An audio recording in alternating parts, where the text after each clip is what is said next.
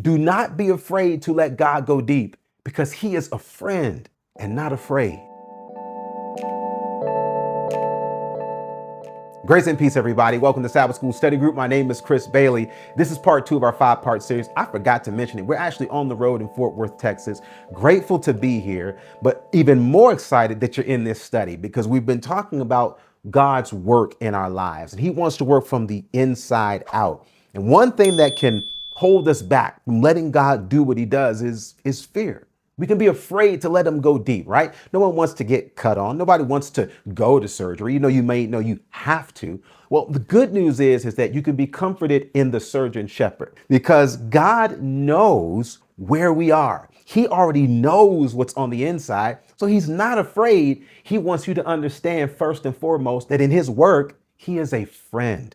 In Joshua, going back to our story there in Joshua chapter 7, remember, Achen had made this mistake that impacts the entire nation. But in verse 19, Joshua said unto Achen, my son, I pray thee. My son, give, I pray thee, glory to the Lord God of Israel, and make confession unto him, and tell him now what thou hast done. Hide it not from me. Do you see, of all of the words that Joshua, an inspired servant, could have used to describe that relationship right there in that moment with Achen? This is after defeat, after people have lost their lives because of his sin, and the entire nation has been compromised. He decides to say, my son. He approaches Achen as a friend, even though he's going deep, and he is calling him to confess. And in his appeal, he approaches him, if you will, as a father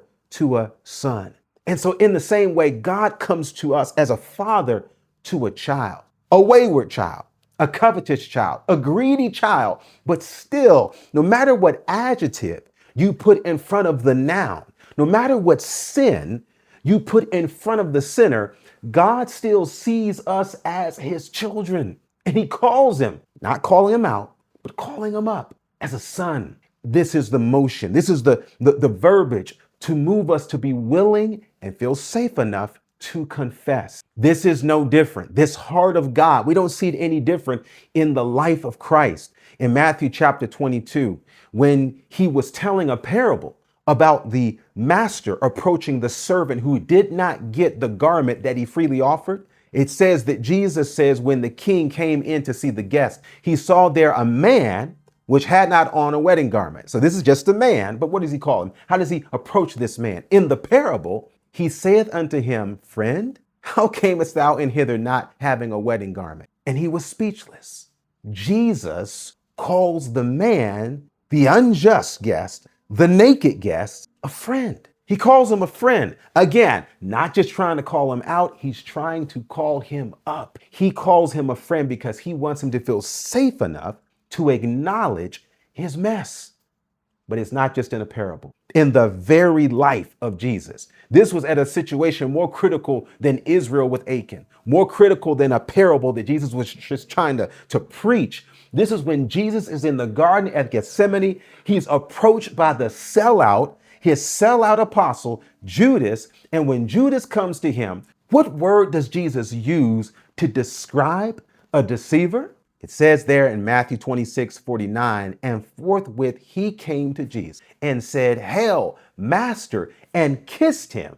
And Jesus said unto him, Friend, wherefore art thou come? Then came they and laid hands on Jesus and took him. Do you understand that in every situation, Joshua to Achen, the master to the servant, and now Jesus to Judas, he is asking a question and he uses this word in order to earn the answer. He's trying to let Achen, he's trying to let the servant, he's trying to let Judas feel safe enough to acknowledge what he already knows. Don't be afraid to let God go deep because God is not afraid of what's in your deep, what's in your darkness, but he is a friend who is coming, hoping that you'll accept the offer for your darkness, the truth of who we really are, and the truth of who he always is.